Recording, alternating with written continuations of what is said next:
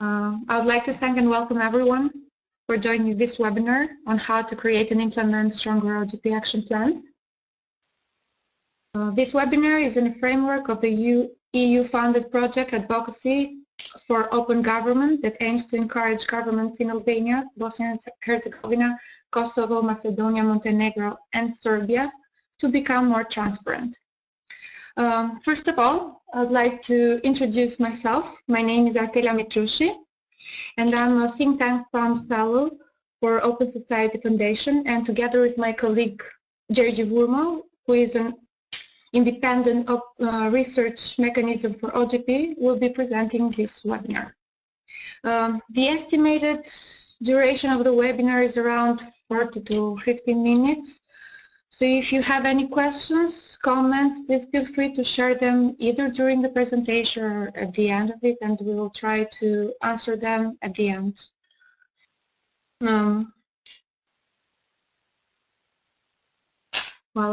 To begin, let's share a few words about OGP.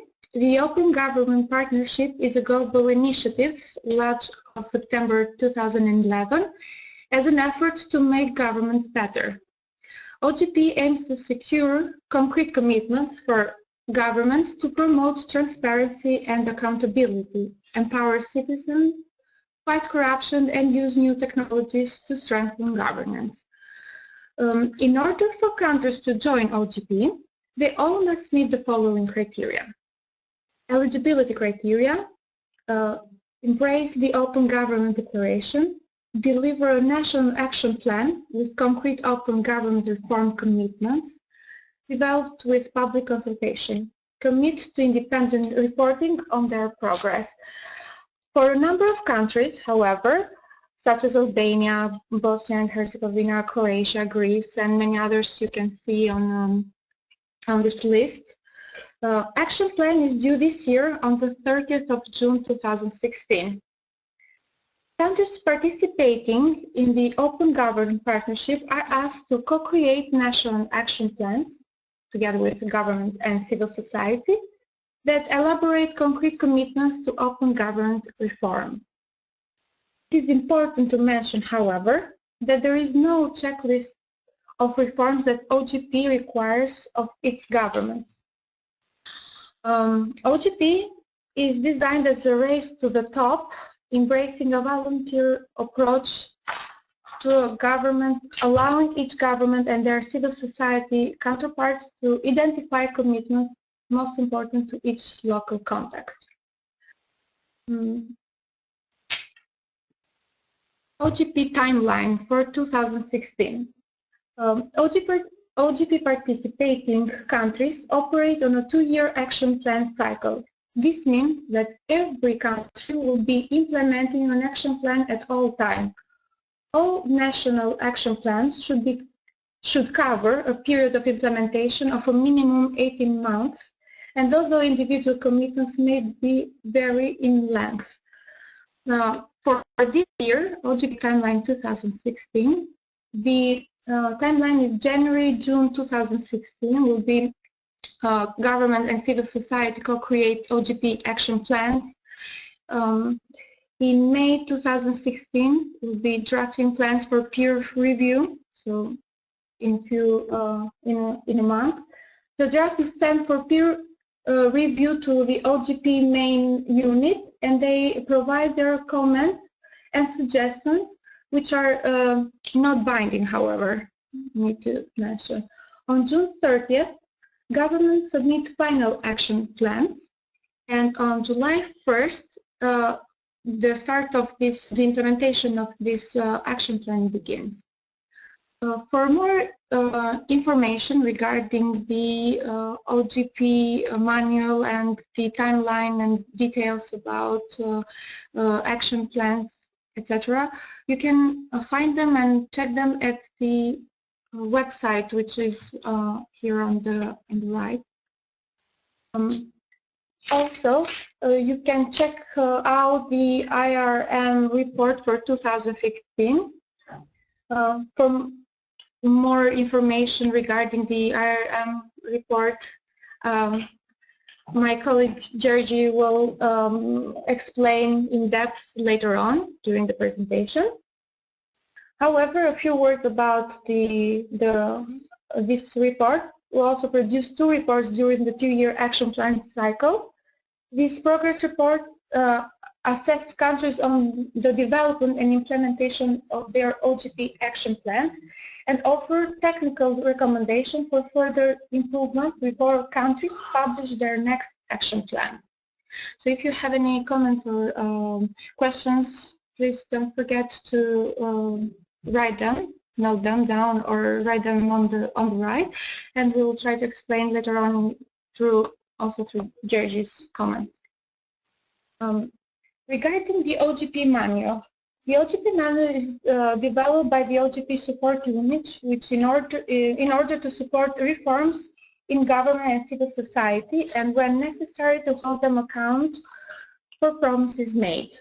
This new manual of guidance note is designed to help officials with the main aspect of OGP participation, designing an ambitious national action plan, working with civil society, and securing outside support when needed. A brief overview of the structure of the manual. Here are some of the main outlines of the manual. However, I can go through one by one and explain what these categories all mean. Guidance for OGP government points of contact. This section outlines the responsibilities and activities of an OGP point of contact. The National Action Plan Development Guidance Notes provides a guidance for participating countries on how to draft a national action plan in accordance with articles of governance and international best practices. Consultation guidance, best practices, and examples. This section provides guidance of drafting self-assessment reports in accordance with articles of governance and international best practices. Working group guidance. This section introduces the 5 OGP working groups and explains how they can assist you in developing and implementing more ambitious commitments. And the last part is about the calendar guidance note. This section outlines the long-term calendar for all open government partnership. Participating countries based on decision of the OGP steering committee. However, you can also check the information as I already mentioned at the website to find here below.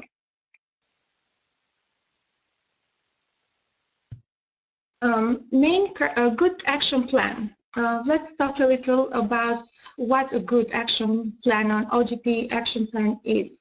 The main characteristics of a good action plan focus on an ambitious national open government priorities, are relevant to the values of transparency, accountability, and public participation, and contain specific, time-bound, and measurable commitments.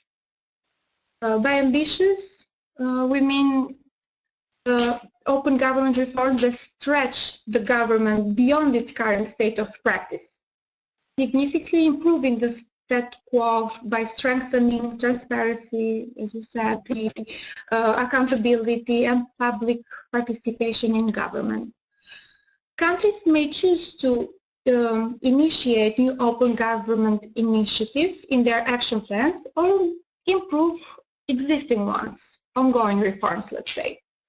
Countries are encouraged to show clear improvement from action plan to the other action plan. A good action plan needs responsive. Governments seek to mobilize citizens to engage in a dialogue on government policies or programs, provide input or feedback, and make countries that lead to more responsive, innovative, and effective government. Regarding the relevant part, however, we need to emphasize that countries should ensure that each commitment included in the action plan is clearly advancing one or more of the following open government principles. The Open government principles are, as we might have already encountered in other documents or materials that we have read, are transparency, accountability, participation, and technology and innovation. I'll go through each of these ones briefly. By transparency, this includes publication of all government health information as opposed to the only information on government activities. Proactive or reactive release of information. Regarding accountability, it's a call upon government actors to justify their actions, act upon requirements made of them, and accept responsibility for failure to perform with respect to laws or commitments. Regarding participation, inform and invite interest parties for potential collaboration, and the technology and innovation has in mind to embrace the importance of providing citizens with open access to technology and the importance of increasing the capacity of citizens to use technology. However, e-government initiatives are welcome, but in order to be relevant, the OGP action plan should explain how these initiatives advance government's transparency, accountability, or public participation. So not only use them, but also inform the citizens and explain how this can be used for better, or to have them as for better use. Structure and reform of the action plan. The structural reform of successful action plans should use action plan template. Be written in a simple, plain language that is comprehensive to the general public. Be clear and concise and very action-oriented. And also experience. When we say 5 to 15 ambitious commitments, experience has shown that action plans listing 5 to 15 high-quality commitments spread over multiple themes are preferably to those with very large number of weaker commitments. And here we can give the example of countries who in the previous action plan they came up with various commitments of large numbers, such as in some cases 40 commitments, which were very difficult, of course, to achieve. In case of Albania, for example, there were this year they kind of did better because they understood the importance of giving ambitious commitments, but in a more concise number that they can actually achieve. For example, this year, if I'm not mistaken, there were 13 commitments. And the last one, spread over multiple themes. A strong comprehensive action plan should address multiple themes, with each theme containing multiple commitments, some of which have milestones. A strong comprehensive action plan should address multiple themes, with each them containing milestones, as we already mentioned, and some which have commitments in your action plan should be clustered under themes. A theme is the broad open government issue are the commitments with address. Examples include education, health, access to justice, corporate social responsibility, open data, etc. A theme can contain multiple commitments, however. Each commitment as written must be specific, clear, and very right to the point. The level of ambition and relevance of OGP values should be clearly demonstrated. Commitments should be broken into milestones, as mentioned above, list of specific and variable activities to be conducted in order to completely implement the commitment. Milestones should be measurable, so they can be used to assess the progress of implementation. A strong comprehensive action plan should address multiple themes, with each theme containing multiple commitments, some of which have milestones which I've obviously repeated. Experience has shown that action plans listing 5 to 15 high-quality commitments are more doable, and not only that, are stronger to implement and stronger to achieve. Regarding the last slide, which refers to commitments and the specifics that each of these commitments should have, smart commitments should be specific, measurable, answerable, relevant, and time-bounding. By specific commitments, describe a problem it is trying to solve, the activities it comprises, and the expected outcomes. Measurable commitments, it is possible to verify the fulfillment of the commitment, where commitments have multiple sub-commitments. They are broken into clear, measurable milestones. Answerable, the commitments clearly specify the main implementing agency. The coordinating or supporting agencies were relevant, and if necessary, other civil society multilateral or private sector partners have a role in implementing the commitment. They should be relevant, clear relevance to open government, address transparency, accountability, and public participation, and time-bounded. Commitments clearly state that date when it will be completed, as well as dates for milestone, benchmarks, or many other deadlines. And in the case of some countries, for example, the case of Albania, the action plan or the commitments for the action plan for 2015, it didn't have any specific deadline or milestones that weren't broken down. Then the general commitment the date was given as a final date, which was the end of this year, 2016. So this would make commitments or government and civil society difficult for accountability to check and to monitor these commitments and the achievement of these commitments.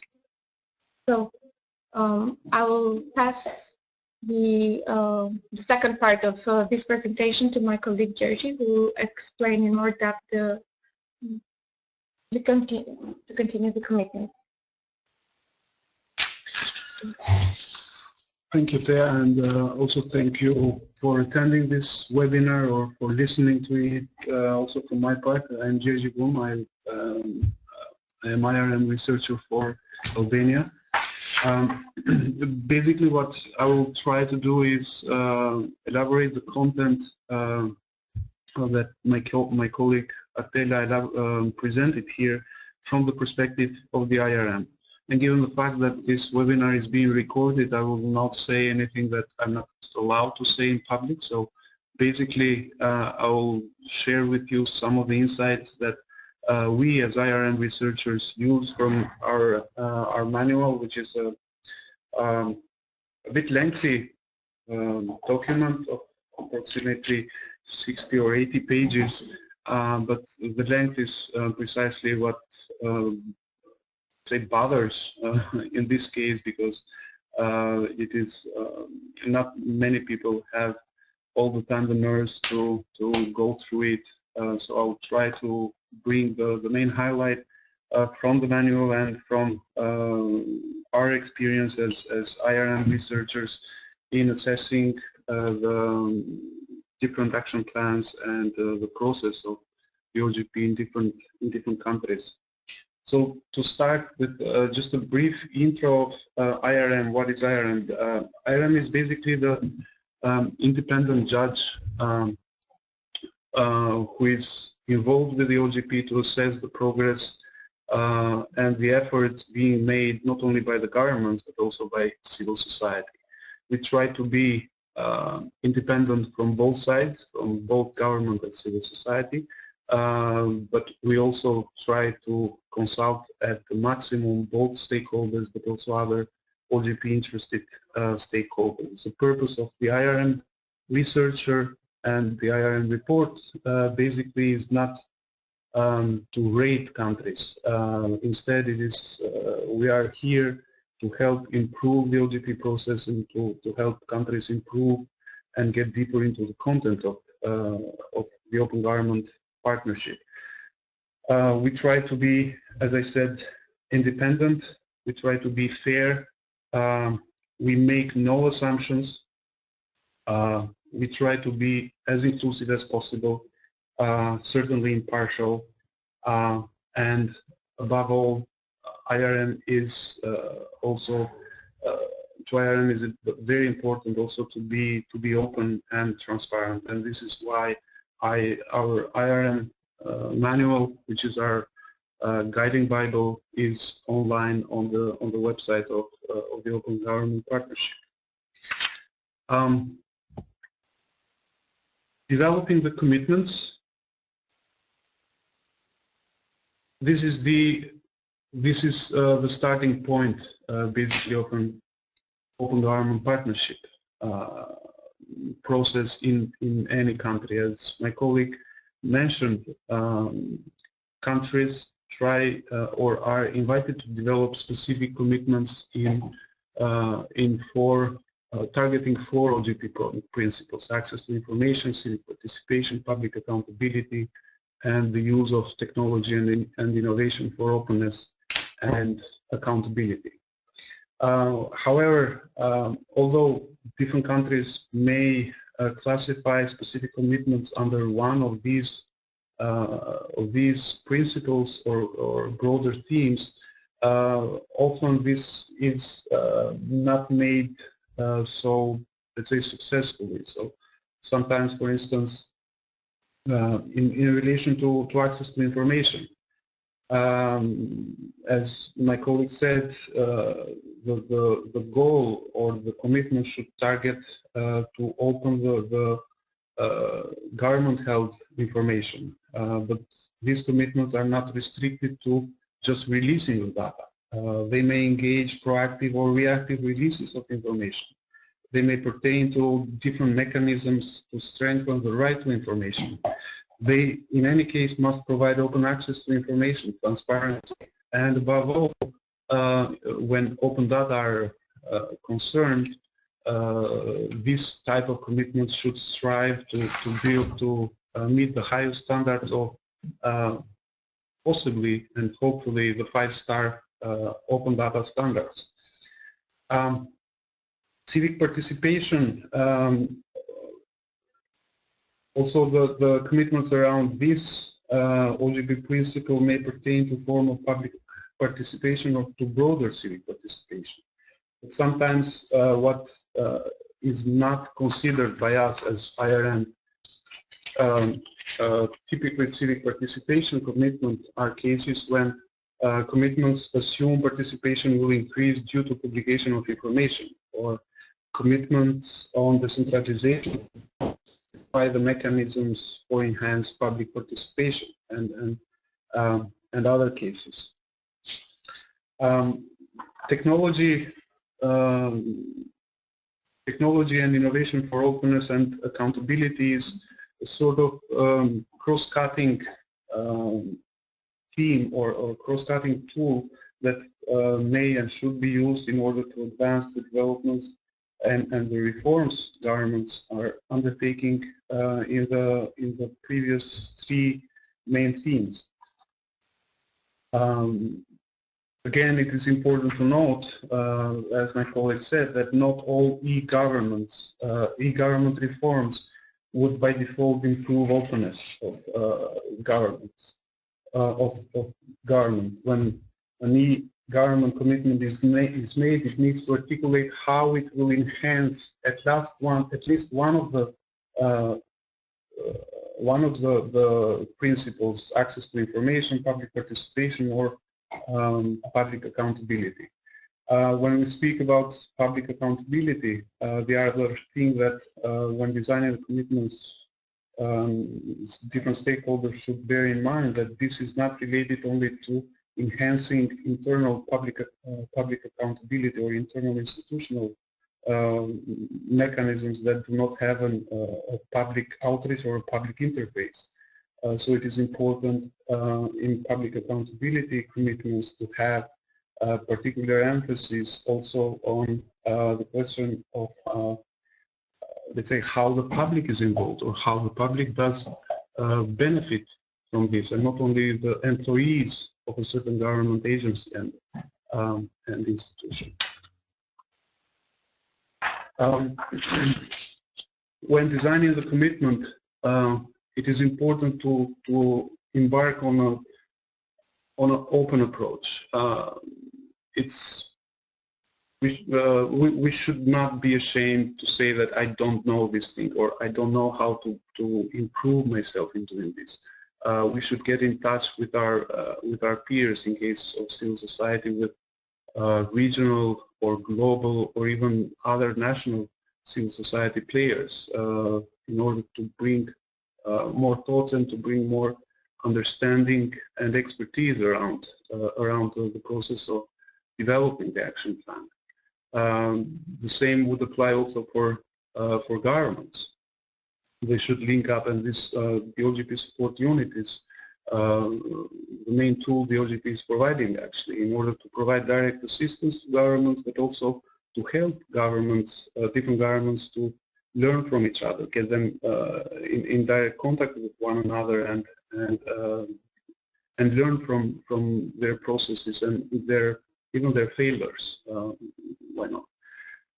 Linking up also with regional or more global themes, such as the SDGs, which has been one of the main highlights, but I will be more specific in one of the latest slides on this. The SDGs has been tackled, for instance, in the last summit in Mexico last year, and it triggered a lot of interest. Last but not least, be ambitious, but be careful. Careful with being ambitious. This relates mostly to the expected impact each commitment should develop. In the case of the IRM assessments, we assess the potential impact of different commitments in 4 main levels: zero impact or no impact of the commitment, minor, significant impact, and the highest grade is the transformative potential impact that one specific commitment may lead to.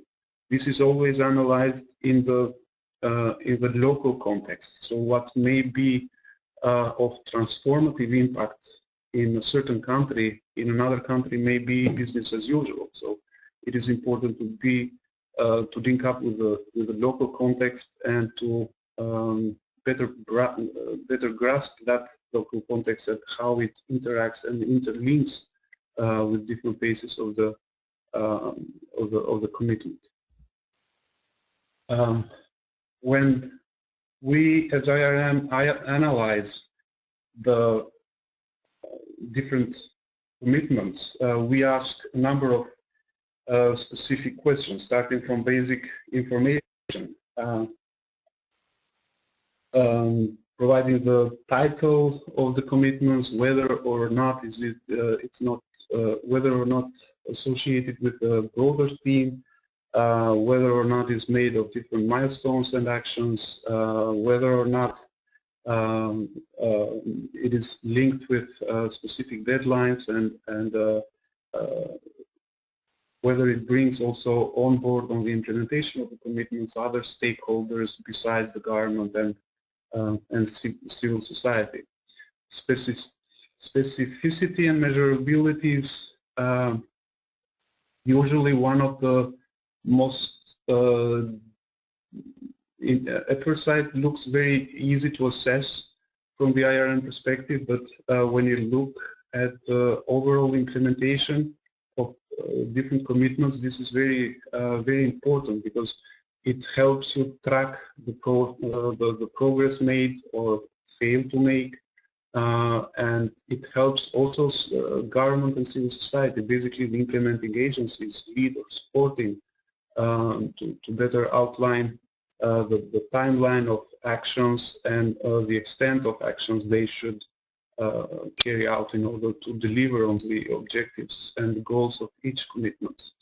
Accountability and answerability may also look very technical, but this is also very important given the fact that, for instance, if I may share with you the experience of last year reports for Albania, it has happened in the case of one commitment that it was difficult to identify which was the implementing agency.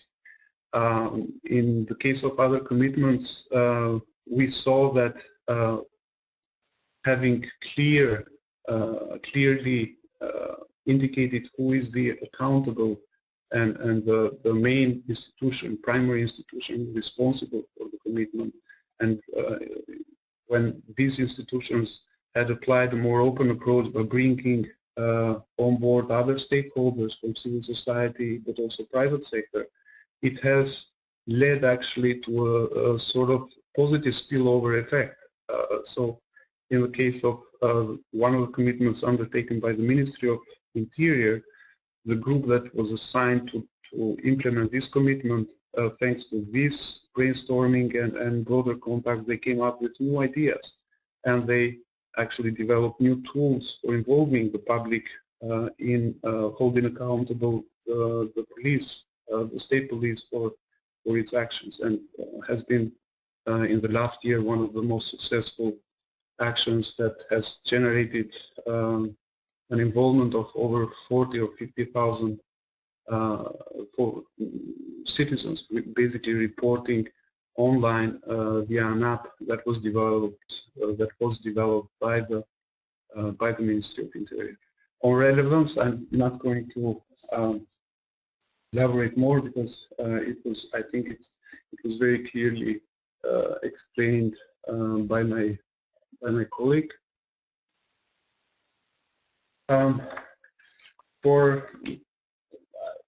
I think it would be interesting to share with you examples for different cases of commitments that in their wording and the way how they have been shaped, we as IRM have assessed them with none, low, medium or high level of specificity and measurability. For instance, if we are faced with a commitment description that says improved access to information, published information in format that will make them easy to search, as well as in format that makes them ready to use, this is almost this has almost zero level of specificity and measurability. On the other hand, if you see the last example where we assess it with high level of specificity and measurability, the language of the commitment and the structure, the way it is structured, is much more solid and provides much more better overview of how the government will approach the implementation of these commitments, and provides better insights in order to assess not only the relevance but also the potential impact in relation to the broader context. The last one is, if I'm not mistaken, comes from Croatian, from the Croatian NAP, National Action Plan of last year.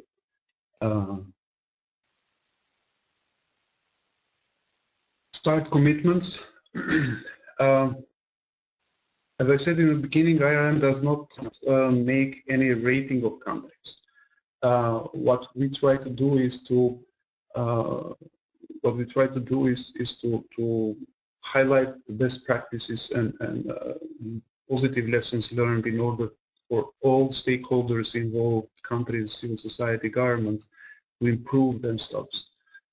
START commitments are in a way one of those tools that we as IRM use in order to have a sort of positive standard for all stakeholders involved to improve themselves.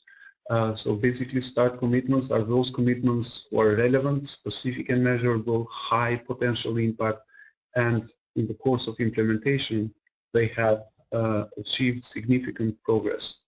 As compared to 2013, 2 years ago, IRM made a slight change, which on the other hand, and the change was made in order to raise the bar for governments. The change consisted in the last condition. So now we consider START commitments those which during the course of implementation have achieved significant progress and high potential impact, while before that we would do the same.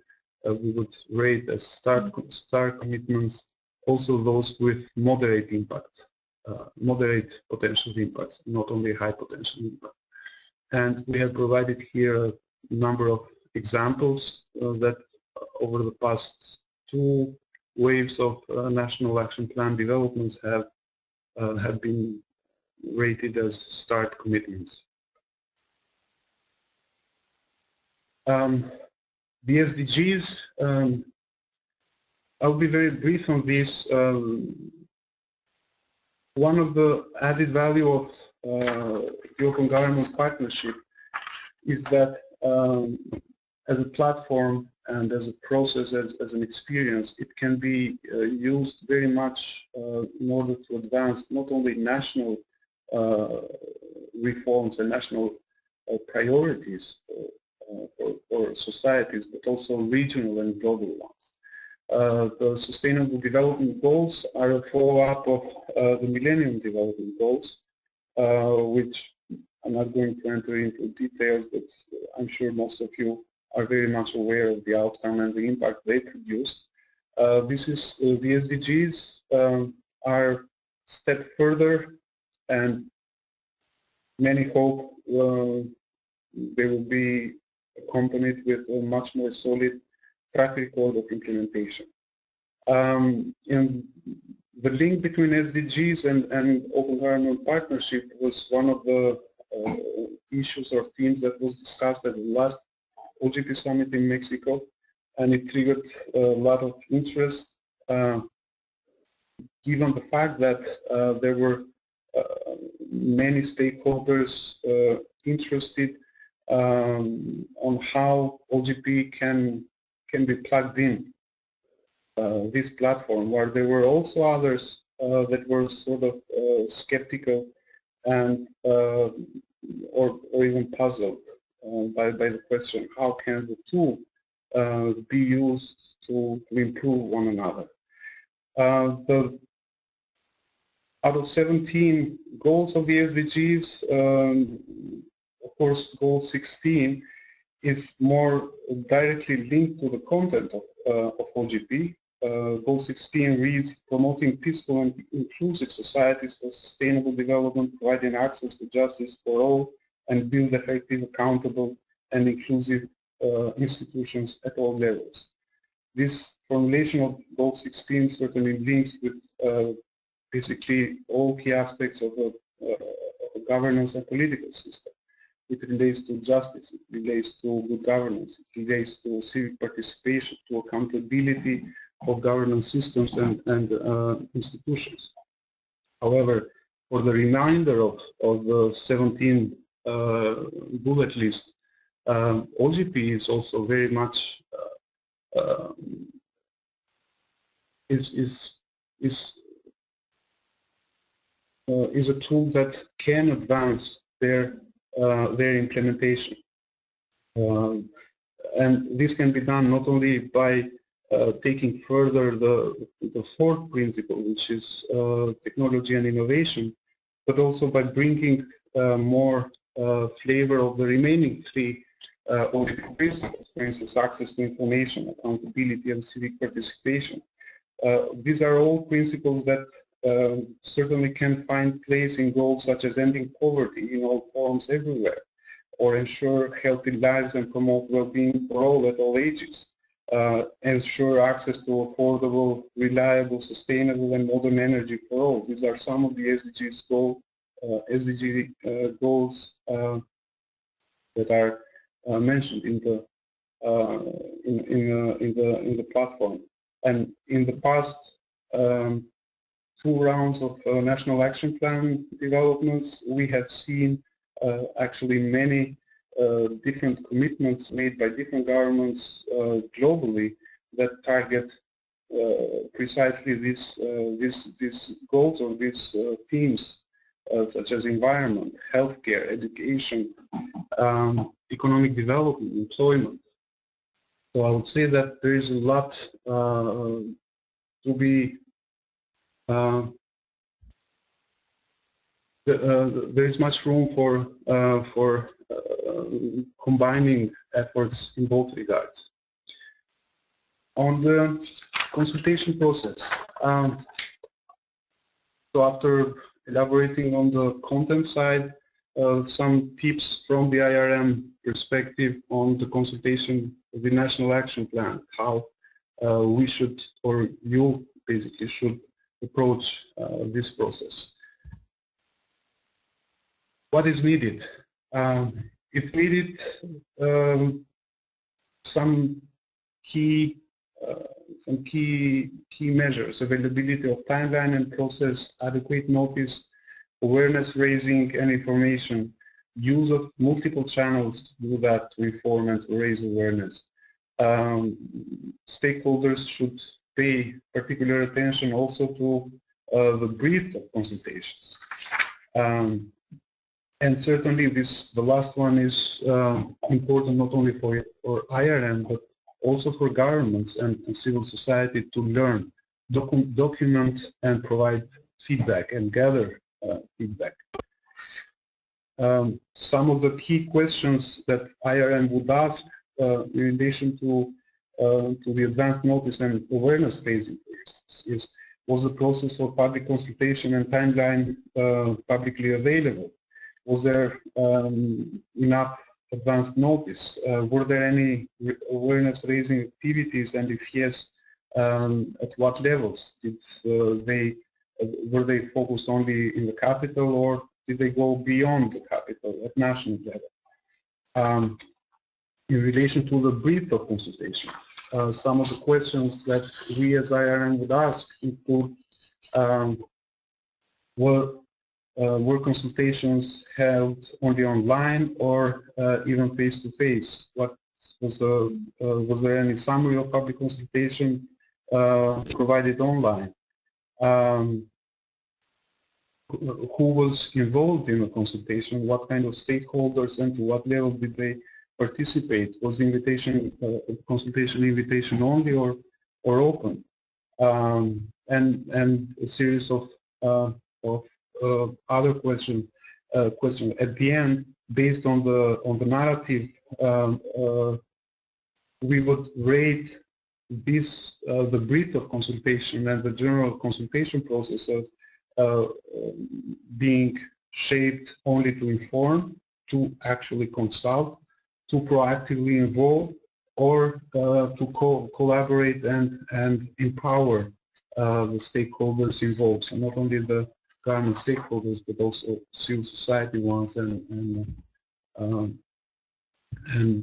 private sector and other OGP interested stakeholders. Here are some of the good examples that in the course of IRM assessments we have identified, but there are many others, good examples that different countries have made use of and have led to a much better and more inclusive consultation process. So as you all know, and as my colleague pointed out, it is important to have civil society proactively involved. Of course, at the end of the day, it is the government's responsibility to approve the action plan. But the OGP is initiated as a multi-stakeholder approach and as an international initiative that brings on board both government and civil society. So having actively involved civil society is a key condition.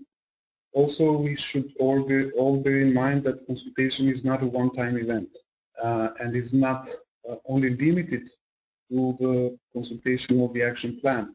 The continuous cooperation and exchange between the two stakeholders and other OGP stakeholders is a must and will certainly improve the process if it goes also during implementation. Some of the key tips to you for the creation of the action plan and the consultation, starting with the use of IRM reports in order to identify the lessons learned from the last round of OGP implementation. Define and carry out together the consultations. Use the momentum to design or redesign the dialogue during the implementation. And use the same momentum to involve other stakeholders at the executive or even beyond government stakeholders. And last but not least, ask OGP to broker expertise to provide advice and support.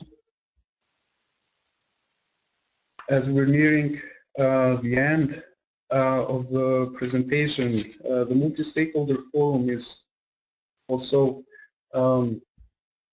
very important. In the case of Albania, although it has implemented 2 national action plans, it is just now yet starting to develop the multi-stakeholder forum as a formal institutional structure that is part of the OGP. So far it has worked in the way that it has been described in both the self-assessment and also the IRM report, but having the multi-stakeholder forum is key, I would say, to the success and to the impact of an OGP process, because it ensures that both stakeholders, government and civil society, are there, first of all, to help each other, but also to hold accountable, in most cases, the government and other implementing agencies for the National Action Plan. Forum activities. The multi-stakeholder forum may take different forms. There are countries that have decided to have one forum dedicated only to OGP. There are other countries who have decided to make use of other pre-existing multi-stakeholder forums which discuss also on OGP. So the choice is all up to the participating stakeholders, but the goal should be to make the best use of it. Forum activities can be also different, but the key is to have the forum activities not only focused on the consultation process, but also beyond that. And certainly, when in doubt, use the handbook. Some of the key questions that IRM will ask relate to structure, activities, and accountability. Were notes on the minutes of meetings posted online? Did the forum publicize the progress on commitments, implementation, track, etc.? We're bringing 2 brief examples, but again, I must emphasize that this should be adapted to the context to the local context of a participating country. One of the advised OGP resources is the wealth of OGP data that have been produced by IRM reports. So far there are, this online tool contains information on the progress and on the evaluation of IRM for over 2,000 commitments. As we finished last year the assessment for the 2014 and 15 IRM reports, we will have updated this resource with more commitments. Okay, these are some additional suggested resources. And again, don't forget to think global. Use the local context, but also link it with a global perspective, in order to not only to improve your efforts, but also to get more support from other more resourceful players and to get know-how and information. And certainly don't be shy to seek assistance. The OGP support unit, working groups, even IRM, Open Government Guide, which is a great resource that helps everyone involved. Thank you very much. So we are still here to answer any question or comments you might have. And I'm passing over to my colleague, Albania. Yes, it's me again. If there is any comment or question, please either write them right now or you can send them by email to the following addresses that we have.